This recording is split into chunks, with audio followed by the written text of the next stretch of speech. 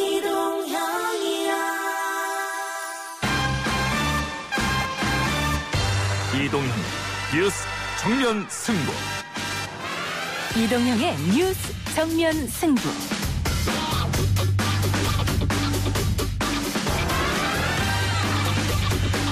청취자 여러분 안녕하십니까. 이동형입니다. 오늘 오후 강제 위안부 피해 생존자 이용수 할머니가 수많은 카메라 앞에서 떨리는 목소리로 기자회견을 했습니다.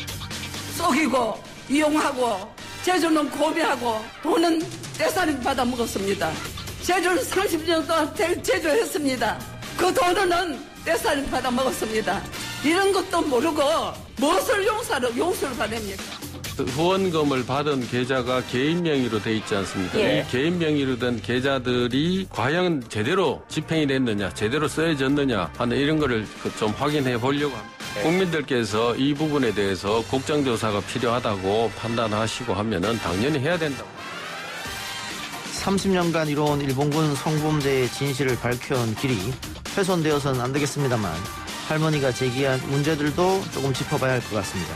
이미 자료는 검찰이 확보했고 수사가 진행 중인데요. 이와 별개로 미래통합당도 진상규명 TF를 꾸려 활동을 개시했습니다. TF 소속 황보승희 미래통합당 당선자 이야기 들어보겠습니다. 5월 26일부터 마스크 미착용 승객에 대해서는 승차를 제한할 수 있도록 그렇게 조치를 할 예정입니다. 내일부터는 마스크를 꼭 착용하고 대중교통 이용하셔야 합니다. 코로나19 현황과 새로운 방제 대책 등 오늘의 이슈들 모아서 기자 언박싱에서 전해드리겠습니다. 기존 방식의 복지 정책들도 계속 확충해 나가면서 새로운 경제 정책으로서 기본소득을 받아들여야 된다. 충분히 그렇게 할 우리가 역량이 된다라는 겁니다. 코로나19와의 싸움 아직 끝나지 않았습니다. 앞으로 더 길어질 수도 있습니다. 그런데 정부와 지방자치단체가 이를 돕기 위해 국민들에게 지급한 재난지원금과 재난기본소득이 효과가 있다는 평가가 나오면서 다시 기본소득 논의가 활발해지고 있습니다. 먼 북유럽 복지 선진국의 이야기가 아니라 새로운 경제 환경에서 살아갈 우리의 이야기가 될 날도 멀지 않았다고 하는 건데요. 이 논의를 주도하고 있는 기본소득 한국 네트워크 이사장 한신대 강남훈 교수 연결해서 이야기 들어보고요. 사부 온갖 문제 연구소에서는 정의연 의혹 관련 이용수 할머니 기자회견 추가 이야기들과 단체를 둘러싼 운영 투명성 시비에 대해서 각 분야 전문가와 함께 살펴보도록 하겠습니다. 아울러 범죄단체 관련 죄가 인정된 박사방 등 디지털 성착취 범죄 이야기도 풀어봅니다. 5월 25일 월요일 이동희 뉴스 정면 승부 시작합니다.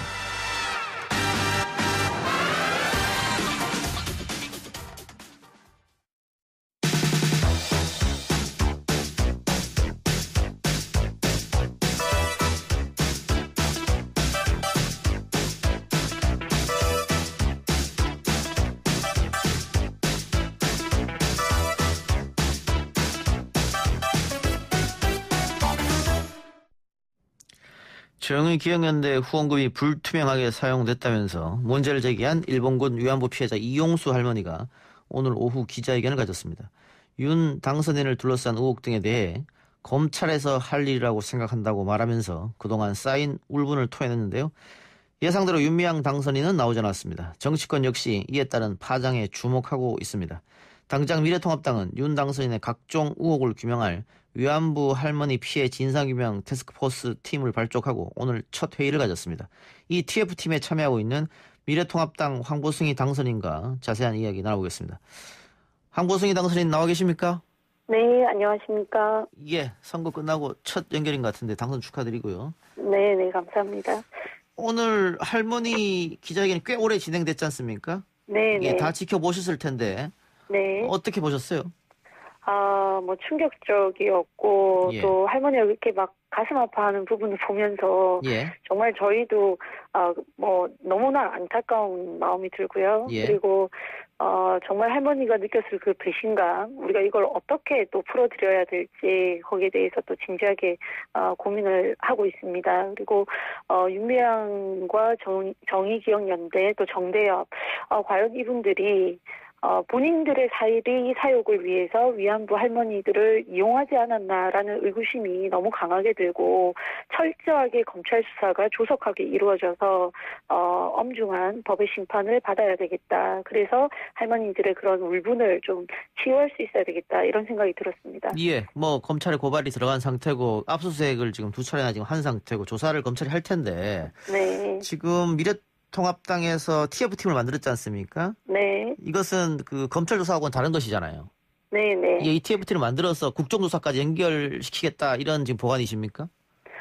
네. 일단은 저희가 필요하면 조사를 통해서 국정조사까지도 가야 된다고 조영 원내대표 또 곽상도 위원장께서 얘기를 하셨고요. 예. 뭐 검찰 수사를 하고 있기 때문에 뭐 지켜봐야 되겠지만 그것과 별도로 예. 저희가 많은 사실관계 확인할 수 있는 부분들 또 추가로 의혹을 밝힐 수 있는 부분들 좀 업무를 나눠서 예. 일을 할 생각이고 또 무엇보다도 향후 이런 것들이 재발되지 않도록 예. 제도적으로 어떻게 개선해야 될지 또 이런 부분도 고민하기로 했습니다. 예. 그럼 일단 TF팀에서 준비하시는 일은 어떤 겁니까? 뭐 제보를 받을 수도 있겠고요. 근데 뭐 지금 오늘 첫 이제 TF팀 예. 구성하면서 임명장 받고 예. 현재까지 각종 이제 의혹들이 언론을 통해서 밝혀진 것들 또 곽상도 의원님께서 사전에 이제 자료 요청을 하셔가지고 사실관계 확인한 부분들 뭐 이런 부분 저희가 이제 오늘은 좀 공유를 했고요. 향후 계획에 대해서는 각자가 좀 고민을 해서 파트를 나눠서 일을 하자 뭐 이 정도 얘기가 주고받아졌고 또 하나는 어쨌든 뭐 검찰 수사 조속히 이루어져야 된다 하는 부분이고 또 어쨌든 유미양 후보는 민주당에서 비례대표로 지금 이제 당선인 신분이 되신 분이기 때문에 이 부분에 대해서 민주당 차원에서 대국민 사과와 어떤 결단이 있어야 되지 않겠냐 이런 논의들을 좀 했습니다. 예. 국정조사 추진은 뭐 당장 하실 의향은 없으시고 조금 사태 추이를 봐가면서 한다는 말씀이십니까? 그렇죠. 뭐 국정조사라는 것도 결국 이제 개헌이 돼야지 되는 부분이고요. 예. 이게 뭐 야당만 가지고 되는 것도 아니고 예. 결국 여야가 합의가 이루어져야지만 국정조사 할 수 있는데 예. 사실 20대 국회에서 국정조사 제대로 하지 못했다고 제가 알고 있거든요. 예. 그래서 이 부분은 민주당에서도 판단이 필요한 부분인데 저희는 뭐 사실관계 확인과 함께 강력하게 요구할 생각입니다. 예. 방금 의원님 말씀처럼 네. 180석에 가까운 여당이 국정조사 반대하면은 현실적으로는 불가능한 거 아니겠습니까? 그렇죠. 못하죠. 우리 국회의원 4분의 1이 동의를 해야 되고 절차상 그리고 국회의장께서 원내 교섭단체하고 협의를 해서 이게 국정조사 특위를 만들 것인지 아니면 상임위에서 그 기능을 대신할 것인지 이것도 이제 정해야 되고요. 이게 본회의에서 결정되는 걸로 제가 알고 있거든요. 그러니까 여당의 주장만으로는 국정조사 할 수는 없는 상황이죠. 그래서 처음에 미래통합당에서 국정조사를 하겠다고 했다가 조금 많이 나간 거 아니냐 해서 걷어들였다가 다시 또 하겠다 지금 이런 상황인 것 같아서 정확한 생각이 어떠신가 좀 여쭤봤습니다. 저희는 지금 여러 의혹들을 보면 이것은 검찰 수사도 필요하지만 또 이 법적인 위반 내용 말고 또 많은 내용들을 지금 담고 있지 않습니까? 이 정의연 활동이 과연 정말 이 올바른 것이었냐, 또 도덕적인 부분들 또 이런 것도 많은 것들 담고 있기 때문에 필요하다면 국정조사 해야 된다는 입장입니다. 필요하면 해야 된다. 알겠습니다. 오늘 뭐 원내대표도 그런 이야기 하신 것 같고요. 네네. 자, 오늘 그러면 할머니 기자회견 내용을 조금 더 짚어보죠. 네. 할머니께서 근로정신대와 위안부 피해자 할머니는 구분되어야 한다. 네. 그런데 정대협이 두 사례를 묶어 활동했고 우리는 거기서 뭐 제주만 부린 거 아니야 이렇게 말씀하셨는데 거기 동의하십니까? 그 내용은 저도 정확하게 이제 뭐 사실관계 확인을 좀 해봐야겠지만 사실이라면 상식적으로 이해가 안 되는 것이죠. 분명히 근로정신대와 위안부 할머니들은 많은 그 고통을 받으신 입장에서는 굉장히 차이가 있을 텐데 기본적으로 그분들을 위해서 일을 하신다는 분들이 구분 없이 일했다는 것 자체가 저는 뭐 상식적으로 좀 납득이 안 됩니다. 그리고 그러면 미래통합당 TF팀에서는 추후 그 이용수 할머니뿐 아니라 다른 할머니도 만날 계획은 갖고 계십니까? 아직 아니면 그런 얘기는 안 나온 상태입니까? 아직까지는 뭐 그런 얘기가 나오지 않았습니다. 예, 네. 아직 안 나왔고. 그건 조금 네. 더 논의를 해보셔야겠네요. 네네. 그리고 이용수 할머니가 한일 학생들이 왕래나 교류하면서 역사로부터 배워야 한다 이런 얘기를 하셨고요. 네. 또 그 논란과 별개로 역사적 네. 진실과 위안부 할머니들 운동 자체는 폄하하면 안 된다 이렇게 네. 말씀하셨는데 뭐 이유에 대해서는 미래통합당이 이견 없을 것 같고요. 이견 없습니다. 네. 예. 하나만 더 여쭤보면 그 정대협이 일본의 사과와 배상을 막았다 이렇게 할머니가 얘기를 하셨습니다.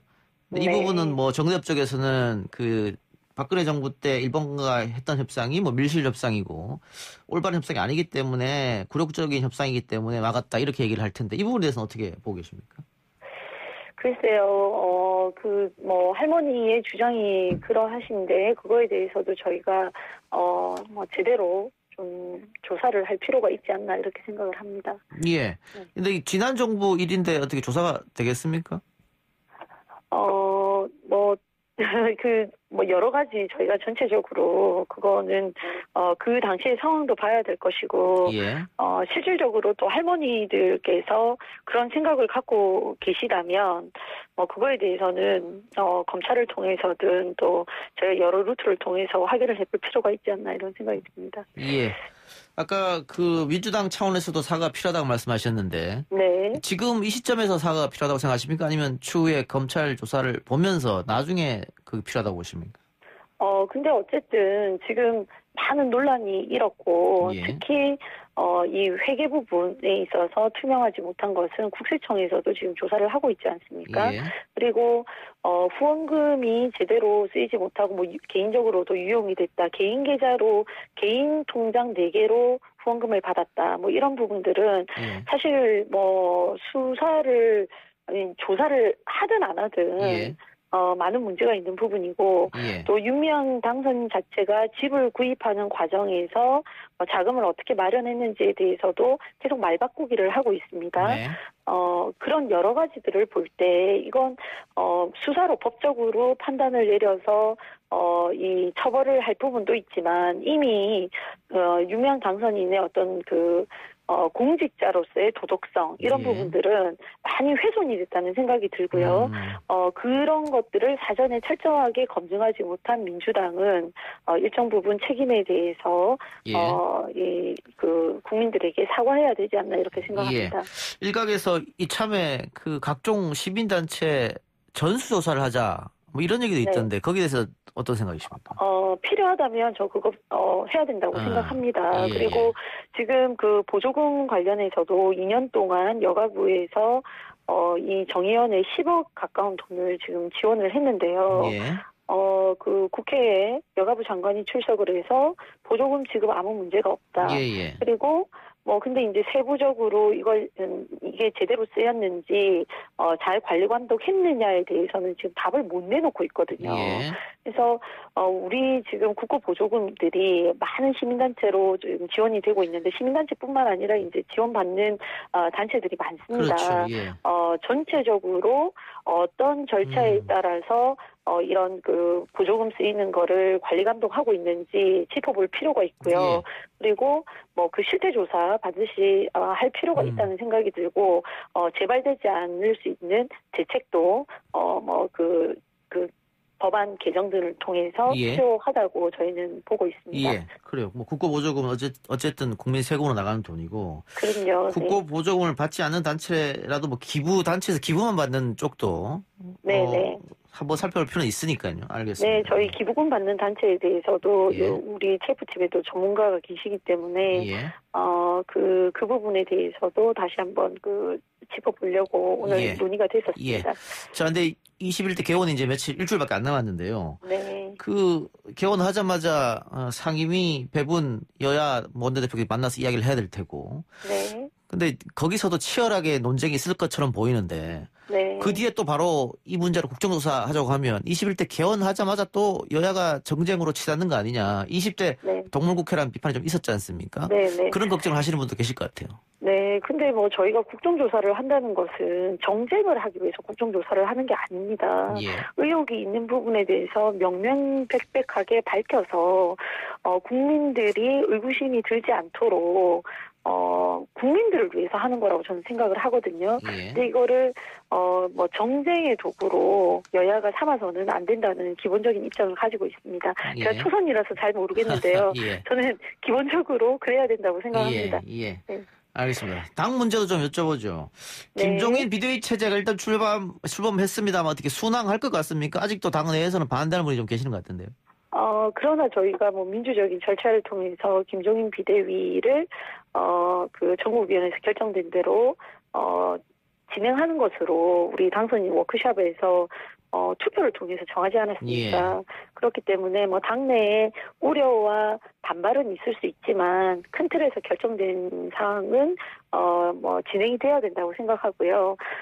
또 그런 그 우려의 목소리들이 더해져서 김종인 비대위가 시작과 동시에 더 많은 고민과 더 많은 소통을 전제로 이 활동을 이어가신다면 뭐 성공할 가능성이 저는 더 크지 않나 이렇게 생각합니다. 예. 또 하나는 그 민경욱 당선인을 비롯한 뭐 보수 유튜버들이 부정선거를 지금까지 지속적으로 그 문제를 제기하고 있는데 네. 당이 확실한 선긋기를 하지 않는 거 아니냐, 좀 미온적인 거 아니냐 이런 지적도 있는데요. 네, 지금 뭐 검찰에서 수사도 하고 있고요. 예. 그걸 저희는 좀 지켜봐야 된다고 생각하는데요. 예. 그리고 뭐 이게 어떤 말이 옳냐 그르냐를 떠나서 국민들의 또 일부 민경욱 의원님을 포함해서 의구심을 갖고 있는 거 그분들 입장에서는 참 해소하고 싶을 것 같아요. 근데 그거는 뭐 검찰 수사를 통해서 또 개표 지금 하자고 주장하시기 때문에 뭐 재검하자고 하시니까 뭐 좀 더 지켜봐야 되지 않나 저는 그렇게 생각합니다. 그러면 재검표하고 나서 그럼 이런 주장들은 사그라들까요? 그거는 뭐 재검의 결과가 어떻게 되느냐에 따라서 판단하시지 않을까요? 네. 근데 사실은 선거 조작이라는 것은 사실 있어서도 안 되고 있을 수도 없는 일이라고 저는 생각을 하는데요. 근데 안타까운 것은 또 일부 국민들이 의구심을 갖고 있기 때문에 그냥 재검하지 않고 지나가면 또 뭐 민경욱 의원님도 그런 측면에서 대변하시지 않나 뭐 이런 생각이 듭니다. 알겠습니다. 의원님 오늘 말씀 여기까지 듣겠습니다. 네, 감사합니다. 예, 고맙습니다. 지금까지 미래통합당 황보승 의원이었습니다. 중앙재난안전대책본부에서 발송한 생활 속 거리두기 재난방송입니다. 코로나19 지역사회 전파가 계속되고 있습니다. 확진자 방문, 다중이용시설 정보를 확인한 후 해당 지역, 장소, 시간대에 방문하신 분들은 증상 유무와 관계없이 꼭 진단검사를 받아주시길 바랍니다. 확진자 정보는 코로나19 홈페이지에서 확인해 주십시오. 이상 중앙재난대책본부에서 알려드린 재난방송이었고요. 저는 1부 순서 마치고 2부 기자 언박싱 코너로 돌아오겠습니다.